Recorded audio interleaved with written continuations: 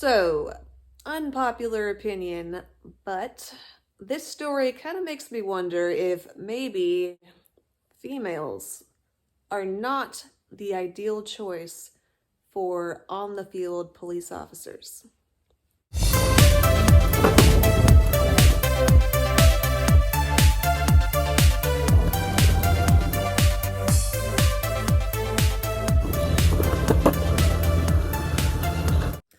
Hello and welcome back to the channel. This is Anna's Thoughts and Musical Parodies, and I am Anna, your hostess.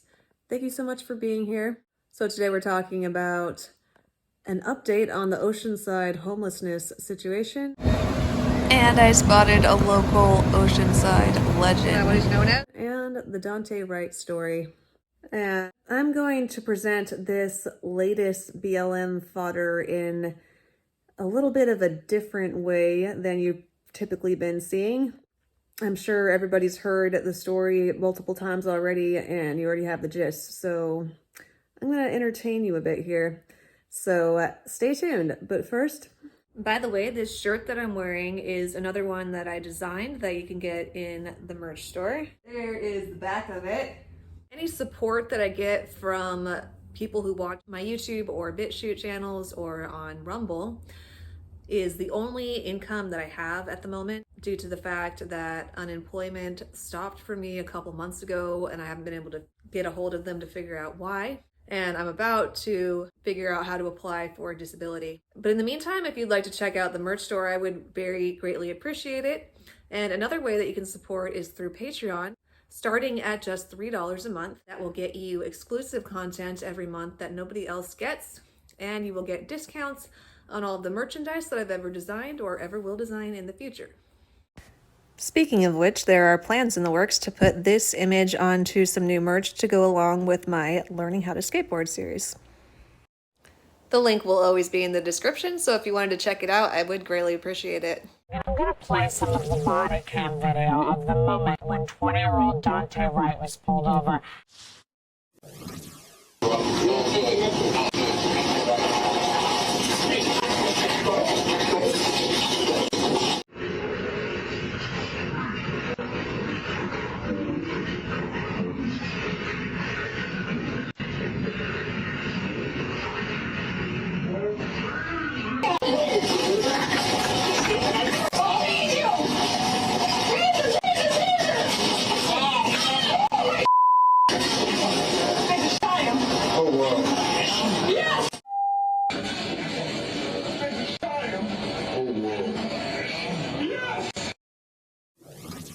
As I watched the video and listened to the officer's commands, it is my belief that the officer had the intention to deploy their taser, but instead shot Mr. Wright with a single bullet.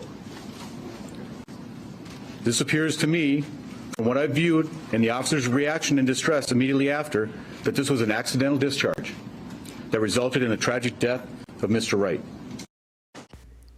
Yeah, pretty big mistake. But this reaction? Really? A third night of protest. Hundreds of people on the streets in Brooklyn Centre, their anger clear and raw. As the clock ticked towards curfew time, the police declared the gathering an unlawful assembly and told people to clear the street.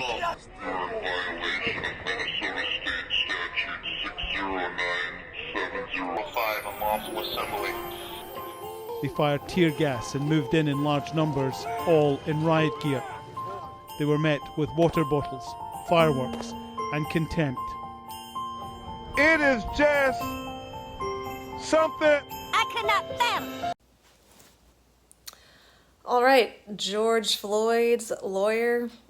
I'm going to let you finish it in a minute, but I just got to say, I don't understand how a police officer, first of all, would be stupid enough to purposely go out of their way to pretend that they're going to fire their taser, but purposely grab their gun instead in this current environment of, like, you know, BLM being one of the main things that anybody's talking about, and riots that were already happening recently.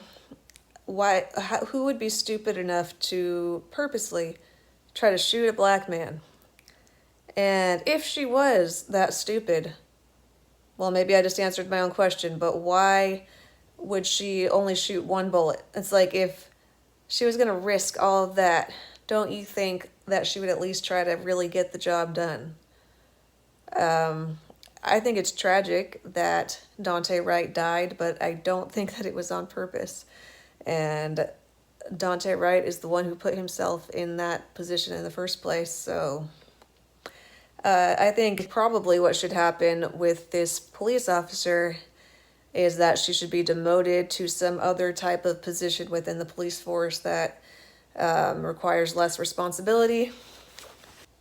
Because, as I said at the beginning, maybe females are not the ideal choice for on-the-field police officers, on-the-field police work, specifically because there's a lot of, intense stuff that happens out there, and females are more emotionally in tune and intelligent, and sometimes when your emotions are very raging and high and strong, you do things out of like a fight or flight reaction, or you do things that are a little irrational and don't make a whole lot of sense in the heat of the moment. And I think this just happens less often with males, which is why males tend to be more so in the police force or in the military.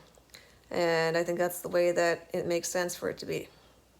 So those are my thoughts, but I don't think she should be fired. Maybe like a 3-day suspension without pay or something like that, because that was, pretty serious mistake. But all this outrage, this is why I made it into a comedic presentation. But yeah, let's go back to George Floyd's lawyer now. He doesn't really agree with me. Minneapolis, Minnesota, a suburb, 10 miles. 10 miles, 10 miles from where the shoulder trial regarding George Floyd was taking place. That a police officer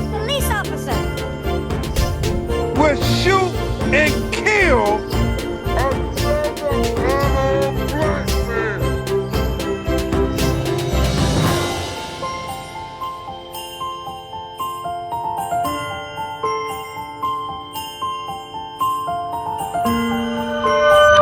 Now stay tuned for the next episode.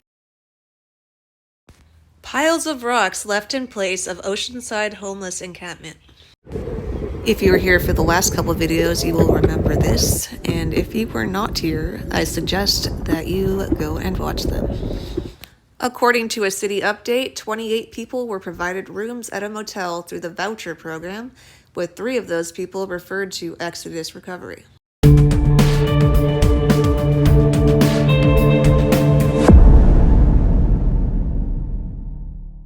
So this place in Vista provides health, housing, mental health services, substance use disorder treatment, social services, legal aid assistance, support system. Sounds a lot better to me than just leaving them out there on the street, able to do the things that homeless people often do that pose a risk to the health and safety of themselves and everyone else in the city. Seems unfortunate that it was only 3 people who used this program, but at least that.